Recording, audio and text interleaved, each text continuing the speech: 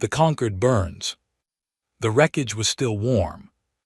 Pelvaz pressed his four-fingered hands against the cold viewport of the evacuation cruiser and looked out at what used to be Heth's Reach, a border colony of roughly 2 million people, 3 orbital docks, and a conquered defense line that had held for 11 years. It held for 11 minutes against the Vreth Dominion. He was a Suvari, born to a species that had not fought a war in over 400 years. His kind had evolved past it, they said. They had better tools now: diplomacy, patience, shared reason. The Vreth had not read that particular philosophy, or they had read it and decided it sounded like something a prey species would believe. Pelvaz was aboard this cruiser because the Concord Observer Council had sent him to document the border dispute. What he was documenting now was 17 broken Concord warships drifting in pieces across a 2,000-kilometer field, 2 moons cracked at the crust by mass driver fire, and approximately 6,000 escape pods that nobody had enough ships to collect. The Vreth had not targeted the pods. They simply had not bothered with them. The living were not the point. The territory was. He filed a report. He did not know what words to use, so he used precise ones. Precise words at least felt like control. 3 days later, his cruiser limped into Duvari Prime, the neutral world that housed Concord High Command, a space station so large it had its own weather on the upper decks. He was escorted to the council chamber, where the 4 elder races were already arguing.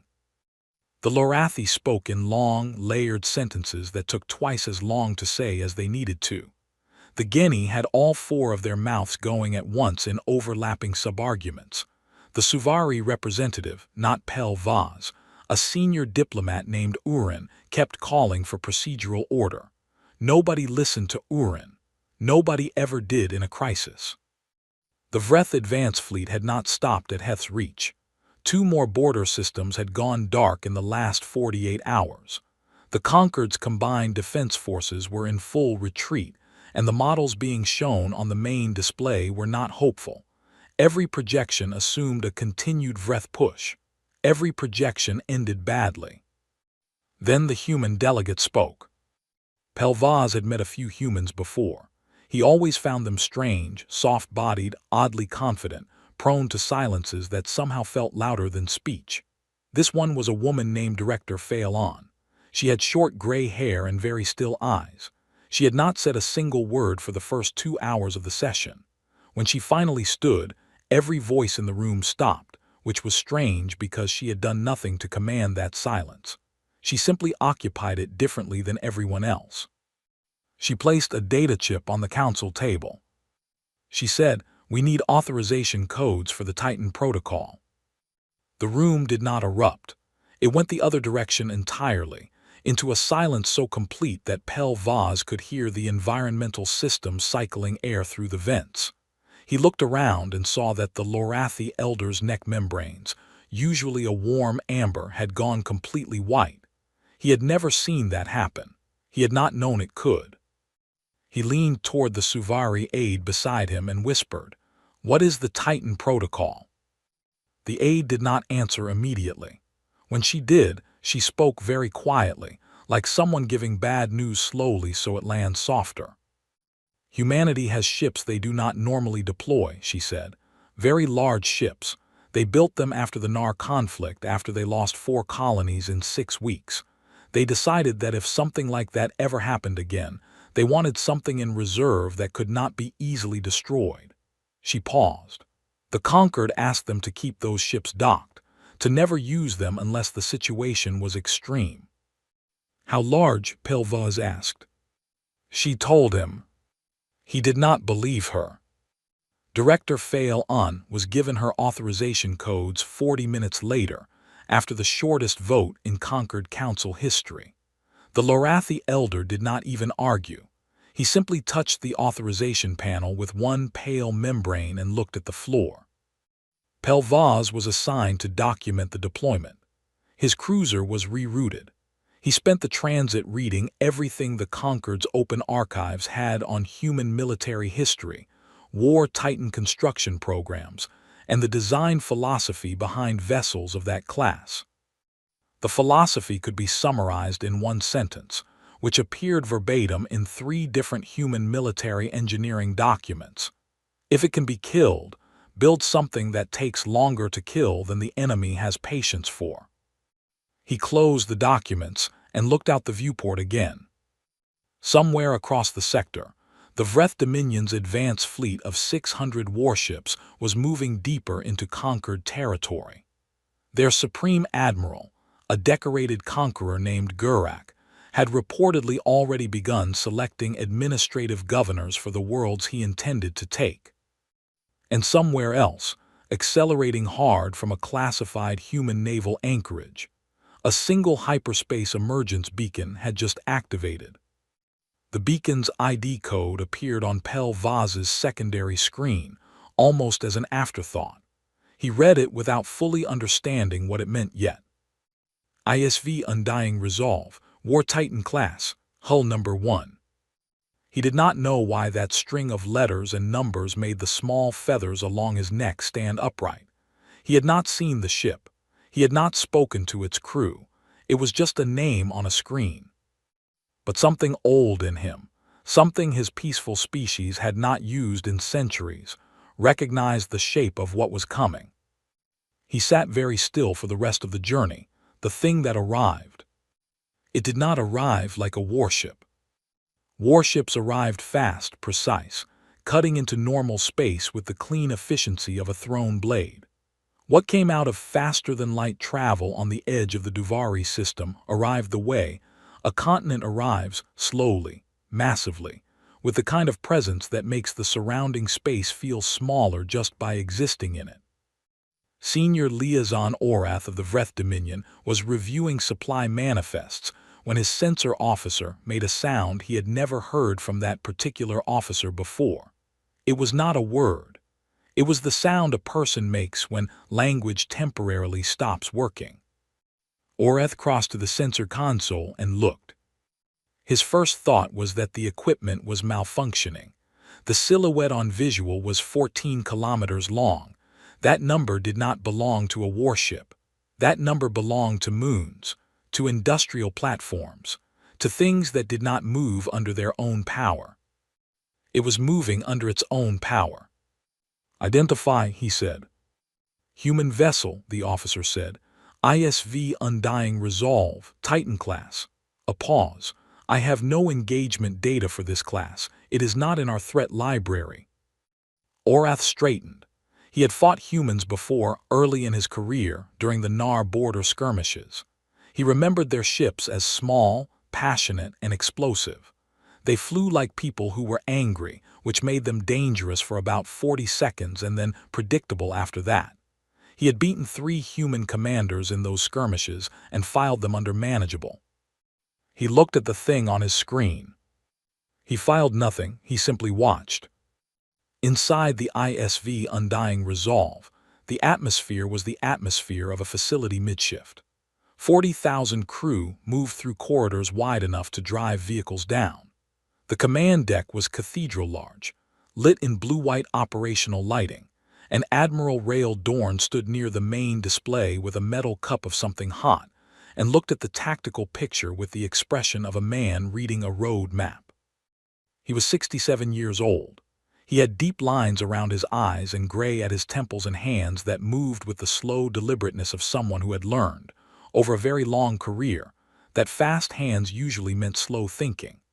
Captain Avara Saul stood beside him, running through the tactical breakdown in clipped, efficient sentences. She was faster than him in most things and they both knew it, and he let her run at her speed because the result was always worth it. 612 Vreth vessels in the system, she said, spread across 4 engagement zones. Their formation is a standard encirclement build. They are using a gravitational relay at bearing 274 as their coordinate anchor. Without it, their formation sink falls apart. Dorn drank from the cup. How far are the civilian evac ships? Last confirmed position puts them 40 minutes from the jump point. Then we have room. He handed the cup to nobody in particular, and a crew member appeared from somewhere and took it. Hit the relay. Below decks, Engineer Chief Broad was arguing with 3 people at once about a coolant fluctuation in Reactor 2 when the primary forward array fired. He felt it through his boots, a deep, resonant thrum that traveled up through 14 kilometers of hull. He stopped arguing, put one hand on the nearest conduit, and felt the ship. He was not being poetic. He genuinely read the vibration the way a doctor reads a pulse. "She's all right," he said to nobody. He went back to arguing about the coolant. The gravitational relay at bearing 274 ceased to exist. On Vreth sensors, it registered as a single strike, one salvo, precisely aimed, traveling an angle that should have required knowledge of the relay's exact position, frequency, and shielding harmonics. The Vreth used that relay because it was passive, unshielded, and indistinguishable from natural stellar background radiation at anything under close scan range. They had been using it for 11 years across dozens of engagements. No enemy had ever identified it. Orath watched his fleet's encirclement formation dissolve. Ships veered. 2 collided at low speed, locking their forward arrays together and taking both vessels out of the fight immediately. The formation that had taken his fleet coordinators 4 hours to build was gone in 12 seconds. He stood very still. A communication request appeared on his console. Human frequency. He accepted it. The voice that came through was quiet. Not soft quiet in the way a large and very confident animal is quiet. It said, "You are now in our fire corridor. I recommend you reposition." Orath opened his mouth. He was going to say something cutting, something that established the appropriate relationship between a 600-ship fleet and a single vessel, however large. What came out instead was nothing, because the channel had already closed. He turned to his tactical officer. "Options. Standard encirclement is no longer viable without the relay. We can reform on a direct assault pattern, mass fire, close range, overwhelming volume." "Do it." The order went out. 600 Vreth warships began to move into a new formation, tightening toward the Titan like a fist closing. Orath watched it happen with professional satisfaction. Volume of fire solved most problems. It had solved every problem he had ever faced. Pelvaz, watching from his observation cruiser at what he hoped was a safe distance, pulled up a visual feed of the undying resolve. He had been told the numbers. 14 kilometers. Armor composites rated against weapons systems that did not yet exist. 40,000 crew. What the numbers had not told him was what it looked like. It looked like something the universe had not quite agreed to contain yet. He checked his sensor feed. The Vreth fleet was closing in from all sides, 600 ships against 1. He began composing what he privately believed might be his final report. It does not stop. 600 guns fired at the same time. Nobody who has never been near a full fleet broadside can understand what it looks like. It is not dramatic, the way people imagine from stories. It is total. The space between the Vreth fleet and the undying resolve simply became light, wall-to-wall, edge-to-edge. Every wavelength of destructive energy that 600 warships could produce arriving at the same point simultaneously. Pelvaz's visual feed whited out completely. His sensor array started screaming warnings. He covered his optical sensors by instinct, the way you cover your eyes before something you expect to be terrible. He kept them covered for 4 seconds. When he opened them, the undying resolve was still there. It was hurt. Sections of its outer hull glowed red in the thermal spectrum. A long gash along its port side was venting atmosphere in a thin, crystallizing plume.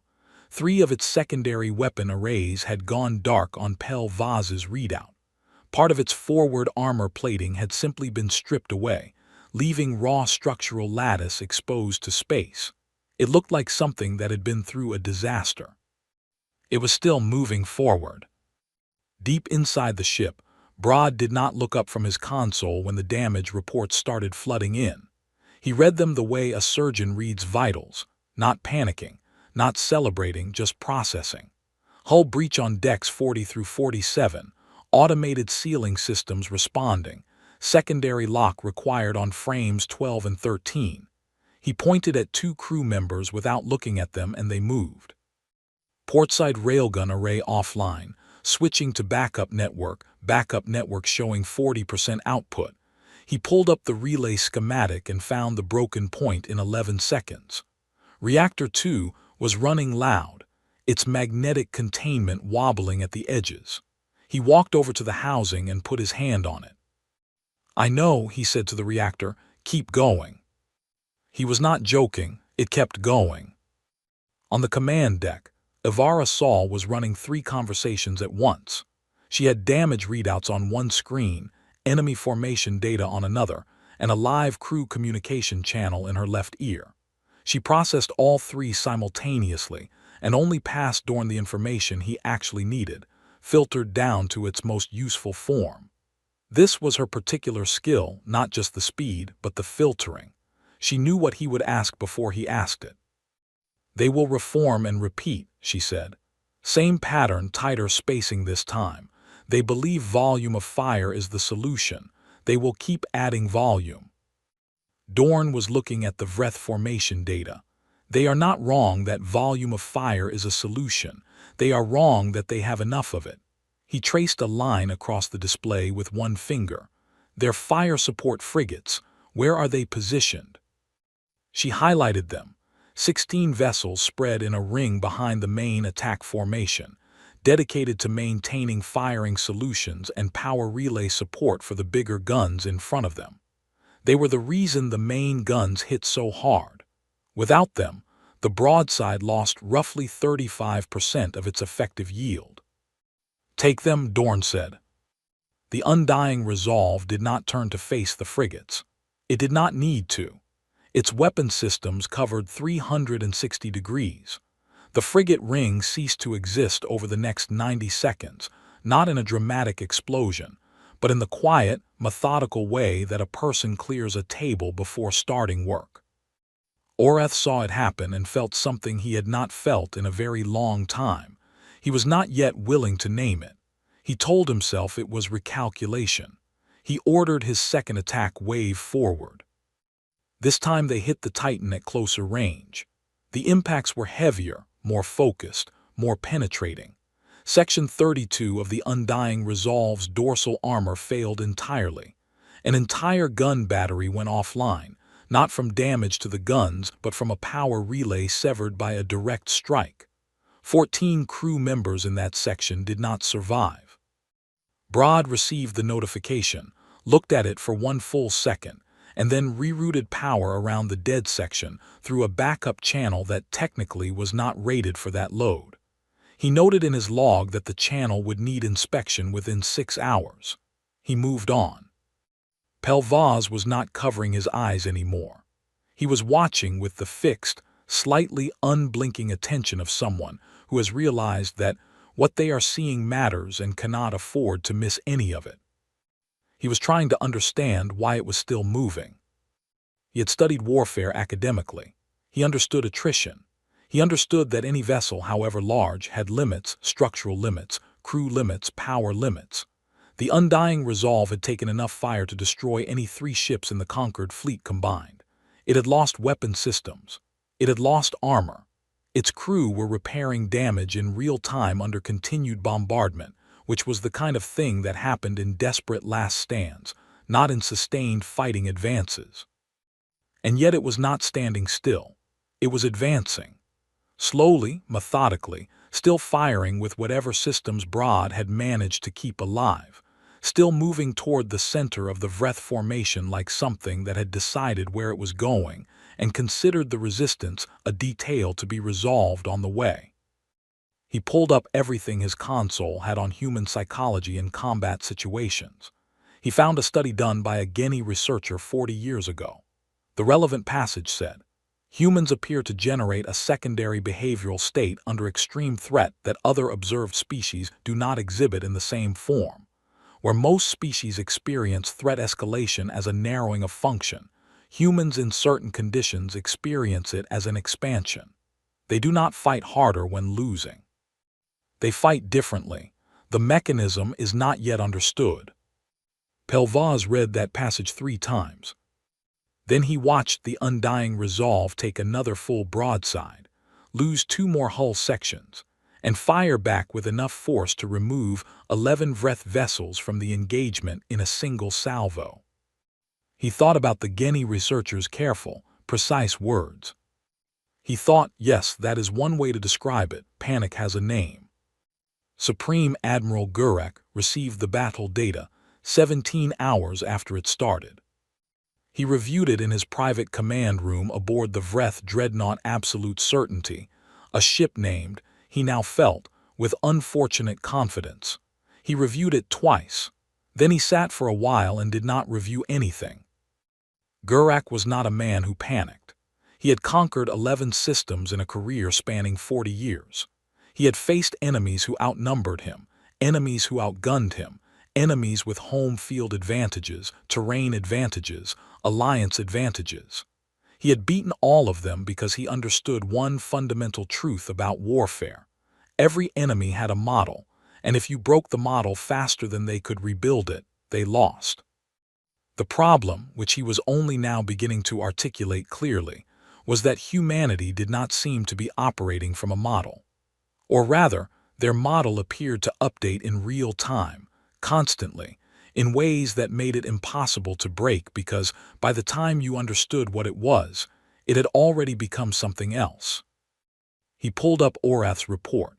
Orath was a good officer, methodical, experienced, not prone to exaggeration. The report was calm and factual, and described a sequence of events that did not make sense. The human vessel had absorbed fire sufficient to destroy it 3 times over, by any known calculation of structural tolerance. It was still mobile. Its crew were repairing it under active bombardment and continuing to fight at reduced but significant effectiveness. Orath had included one personal note at the bottom of the report outside the formal structure. It said, "I spoke with the human commander. I asked why his crew did not panic. He said they did not have time for it. I do not know what to do with this." Gurek deleted the note. He pulled up a nav chart. He had 200 reserve warships, his elite fleet, held back for situations that required decisive finishing power. He was going to bring them in, close the distance, and end this. Aboard the Undying Resolve, Broad had not slept in 31 hours, which was fine. He had gone longer. He was surrounded by 17 crew members who were also not sleeping, all of them working on different sections of the same massive problem, which was that the ship had sustained enough damage that any sane engineer would have called it catastrophic, and Broad instead called it a project. He had restored partial main engine function, using components pulled from 3 non-essential systems, a creative interpretation of 3 different power relay ratings, and a method he would later describe in his log as persuasion. He had sealed all but one of the major hull breaches. The one remaining breach, 40 meters wide, on the lower starboard quarter, was covered by an emergency pressure membrane that he was fairly sure would hold unless they took a direct strike in that zone, which he had politely mentioned to Ivara Saul, who had noted it and moved on. The crew trusted Broad not because he was always right, but because he was never frightened. Fear required imagining a future where things went wrong. Broad only ever imagined a present where there was work to do. When Gurek's reserve fleet arrived at the edge of sensor range, the Titan's crew felt the shift in the battle before the sensors confirmed it. 200 new contacts, moving in fast, spread across a wide entry angle. Ivara Saul processed the formation type in 4 seconds and called it out.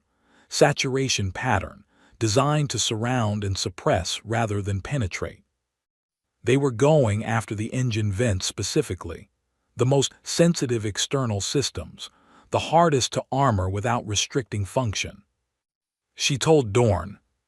He looked at the formation plot for about 6 seconds. How far to the gas giant? She pulled the distance, 48 minutes at current speed. How long before Gurek's fleet is in position? 51 minutes. He nodded. Ivara, the gravity keel.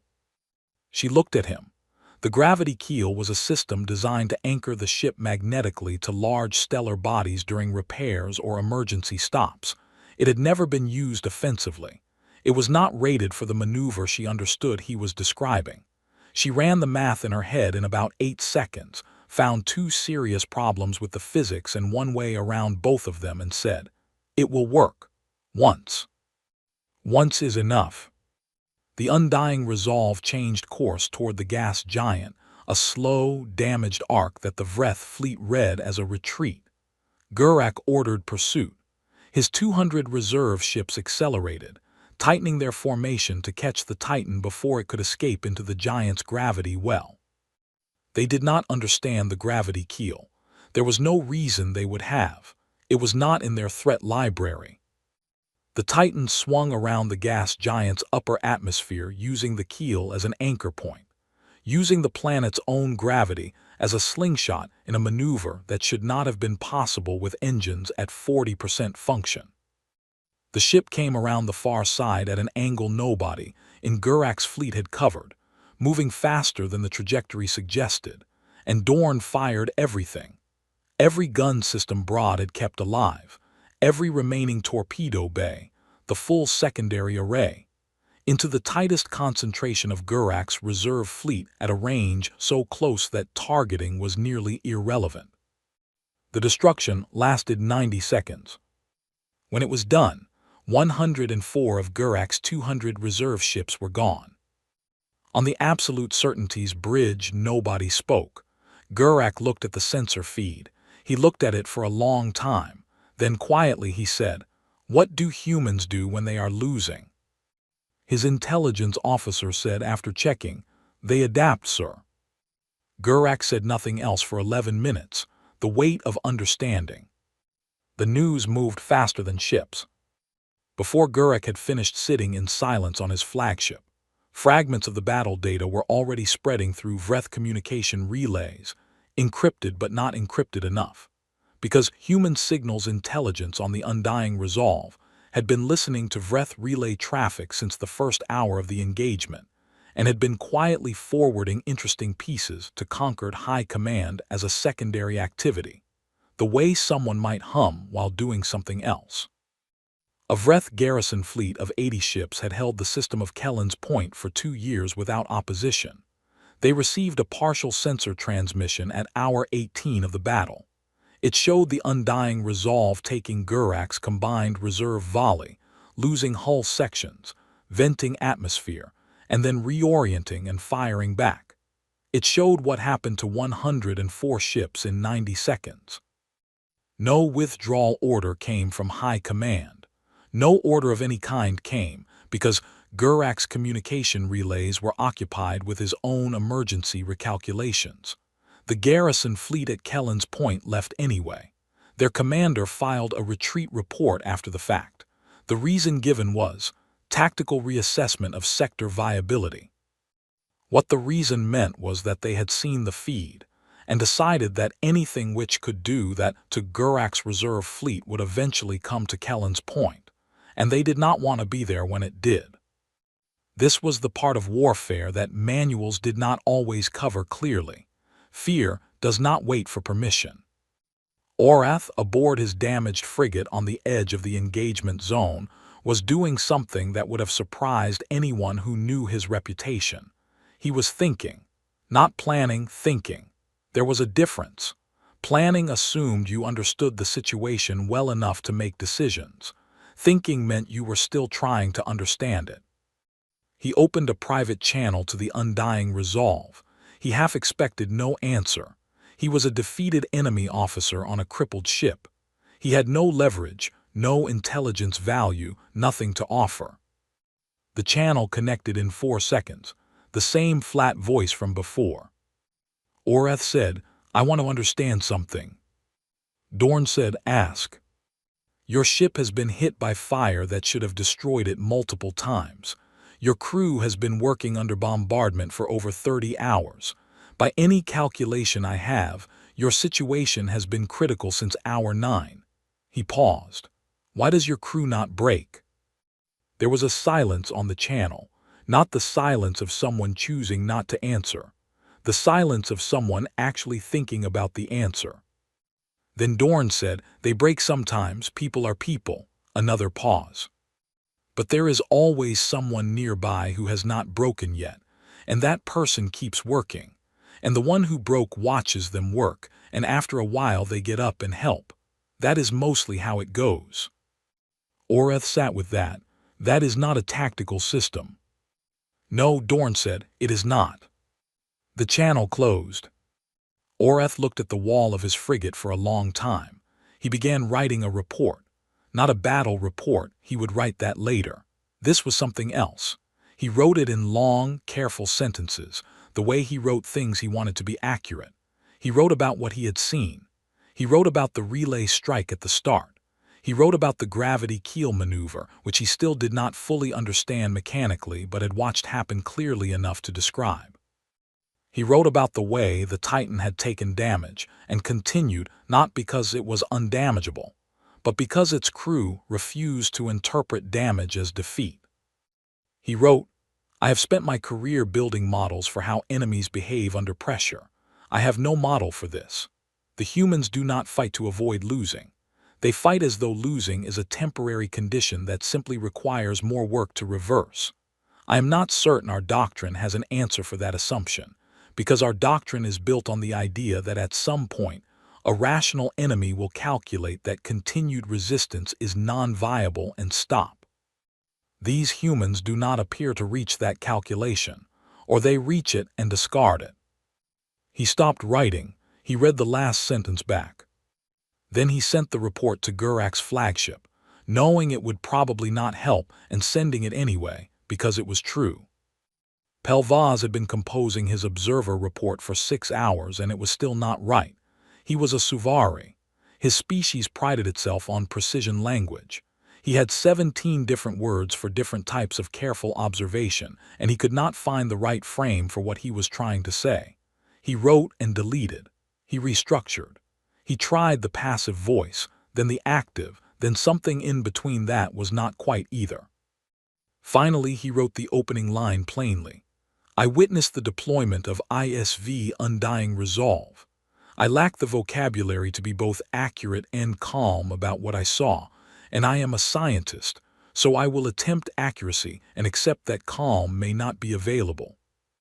The rest came easier after that. He described everything. He was meticulous. Sensor data, visual observations, crew behavioral patterns observed through long-range feed, the pattern of damage accumulation versus continued function, the gap between what should have happened and what did. The final line of his report said, request reassignment upon completion of this posting, not from distress. I simply need time to think about what a species like this means for every assumption I hold about how civilizations interact with each other. I believe this will take some time. He submitted it. He sat back. Outside his viewport, the battle was entering its final phase. He could see the distant light of weapons fire still flickering at the edge of the system, smaller now, less continuous but not over. Not yet. He thought about what Dorn had said to Orath, which his listening systems had quietly captured. He thought about the image of crew members getting up because someone nearby had not sat down. He thought that is not a tactic, that is something older than tactics. He was not sure if that made it more or less frightening. He decided it made it both. The Titan stands the galaxy remembers. Gurak came back with everything he had left. 311 ships, survivors of his reserve fleet, his personal command squadron, and every Vreth vessel he could pull from nearby positions without abandoning supply lines entirely. He did not tell his captains this was a last play. He told them it was a finishing move. The distinction mattered for morale, and morale was now something Gurak was paying close attention to, which was itself a sign of how much the last 40 hours had changed him. He had built his strategy on one premise. The Titan was a symbol as much as a weapon. If he destroyed it, He won something beyond territory. He won the story. Every species in the Conquered would receive the news that humanity's most powerful ship had been broken, and they would carry that news the way prey animals carry the memory of predators, as a lesson about what not to do. If the Titan held, the war in this sector was already over. He might as well make the gamble. His fleet came in from 3 vectors simultaneously, timed to arrive within seconds of each other. It was excellent coordination. His fleet officers were the best in the Dominion. The approach was textbook. The Undying Resolve was showing 40% engine function, 1/3 weapon capacity, and hull integrity that Broad had privately described in his log as creative. The ship was moving at roughly half its normal speed. 3 of its 4 main gun towers were either offline or running on backup power. It looked, by every external measure, like something that had almost finished dying. When Gurak's fleet opened fire, the impact was enormous. 2 of the Titan's remaining weapon towers went dark. A strike hit the lower starboard quarter exactly where the pressure membrane Broad had flagged was covering the open breach, and the membrane failed. Emergency bulkheads dropped. 14 more crew members did not make it to the bulkheads in time. The ship listed to port by 11 degrees, which on a 14-kilometer vessel looks slow and feels like an earthquake. Orath, watching from his frigate at a distance, thought, "This is it. This is finally it." On the command deck, Dorn and Ivara were working in the silence they used when things were serious. Not quiet. They were talking constantly, short, fast exchanges, the compressed language of 2 people who had been doing this together long enough that most of the words were just confirmation of things they both already understood. He saw an error in a targeting calculation. She caught it before he pointed it out and corrected it without commentary. She flagged a hull stress point in the port array. He adjusted the output by 15% without being asked. Neither acknowledged either moment. Broad called up on internal comms. His voice was the same as it always was. "Admiral, I have maybe 20 minutes on current power distribution before something important becomes unimportant permanently." Dorn said, 18 minutes. A pause. "That is less than 20. "Yes." Another pause, shorter. "Right, aye, sir." He was gone. Dorn looked at the tactical display. Gurak's fleet was closing in, confident in the listing, slowing, visibly damaged ship in front of them. They were reading it as dying. They were not entirely wrong. He looked at Ivara. She was already looking at him. He said, "Stop defending, everything to offense." She nodded once and gave the order. What happened in the next 14 minutes was not elegant. Elegant was for ships that had full power and full crew and full options. What the Undying Resolve did was not elegant. It was something older and less refined. It put every remaining joule of power into its weapons and pointed them at the densest part of Gurak's formation and did not stop firing. Broad rerouted life support from non-critical zones to extend weapon power. He rerouted heat management, navigation redundancy, secondary communications. He stripped the ship of everything that was not the guns and the engines and the hull and the people inside it, and he fed it all into the fight. Gurak's command ship, the Absolute Certainty, lost its shields in the 2nd minute, lost its engines in the 5th, lost communications in the 9th. It was still structurally intact, still alive, but it could not maneuver, could not command, could not be commanded. Gurak sat on his bridge in a ship that had become a very expensive stationary object and watched his fleet begin to fragment without central coordination. The Vreth broke at the 14-minute mark. Not all at once. First 1 ship pulled back, then 3, then a group of 12, and then it was a general withdrawal because the thing the Vreth doctrine had never fully accounted for was that cohesion requires confidence. And confidence was something the last 40 hours had systematically and thoroughly removed. The Undying Resolve did not pursue. It did not have the engine function to pursue, and Dorn would not have ordered it anyway. The fight was done. Pursuit was additional loss for no additional gain. He stood at the viewport for a while. Broad came up to the command deck, which he almost never did, and stood beside him. Neither said anything.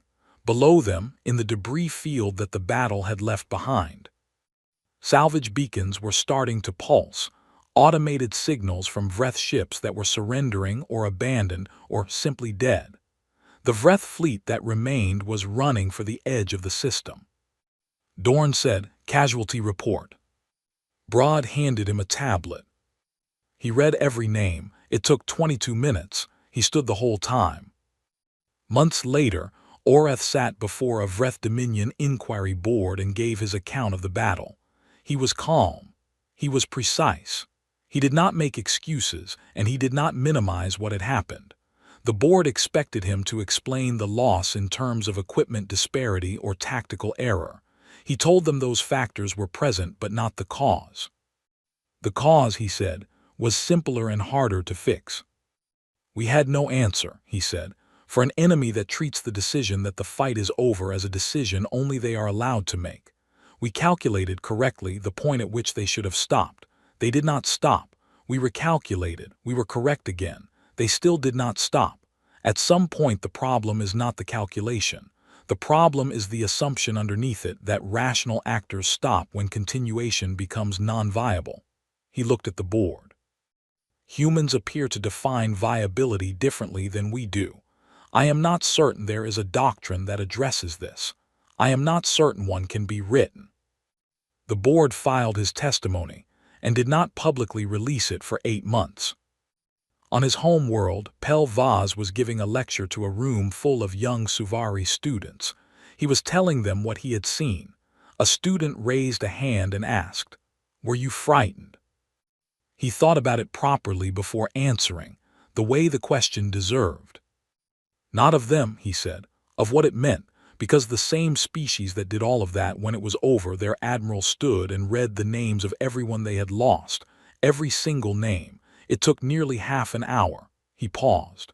"I think that is the part I have not finished understanding, the capacity for both things in the same hands in the same hour." He looked at his students.